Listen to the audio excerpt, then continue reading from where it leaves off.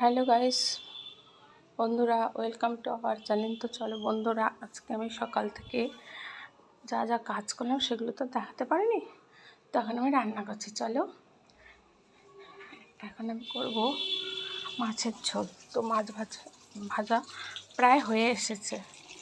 এই দেখো বন্ধুরা, আমি এখন মাছ ভাজা করছি। এই মাছ ভাজাটা হয়ে গেছে। এটা আমার সোনামণিকে খাবো, তাই একটু লাল লাল করে ভেজে নিলাম।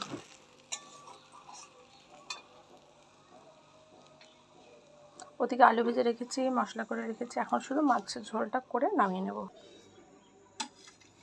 তো বন্ধুরা, এই দেখো আমি তেলের মধ্যে দিয়ে দিচ্ছি শুকনো লঙ্কা আর পরিমাণ মতো গোটা জিরে ফোড়নে দিয়ে দিলাম। এরপর এটা একটু ভাজা ভাজা হয়ে গেলে দিয়ে দেবো মশলা। ভেজে রাখা মাছের তেলের মধ্যে ফোড়নটা দিয়ে দিলাম, আর এক্সট্রা করে তেল দিলাম না। এরপরে দিয়ে দেবো মশলা। এরপরে দিয়ে দিলাম মশলা, তারপরে দিয়ে দেবো টমেটো কুচি।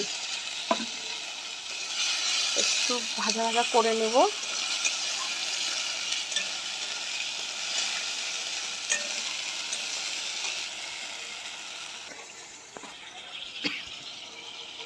এরপর আলু দিয়ে দিয়েছি। এরপরে আলু দিয়ে মশলাটাকে কষিয়ে নেব। দেখো বন্ধুরা,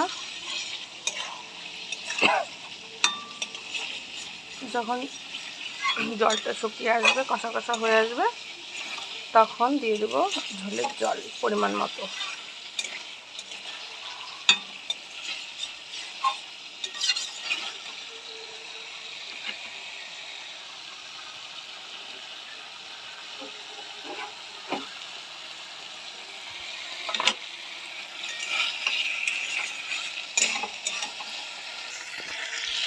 মশলাটা আমার কষানো হয়ে গেছে। এরপরে দিয়ে দেবো পরিমাণ মতো ঝোলের জল দিয়ে দেবো।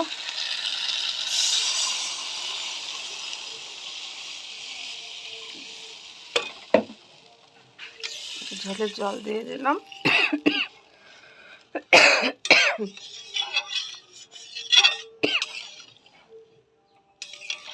এরপরে ঝোলটা যখন একটু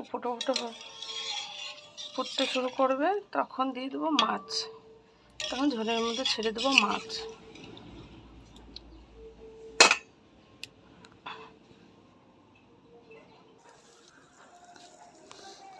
এই দেখো বন্ধুরা, ঝোলটা আমার ফুটে গেছে। এরপরে ভেজে রাখা মাছটি দিয়ে দেবো।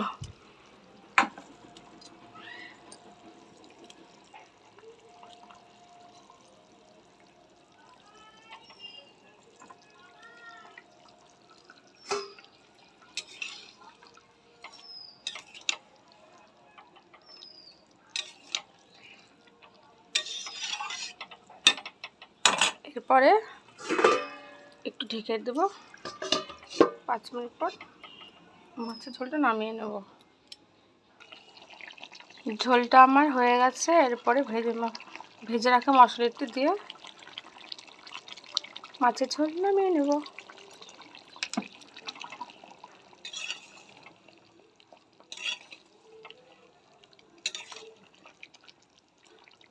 এবার আমি গ্যাসটা অফ করে দিই।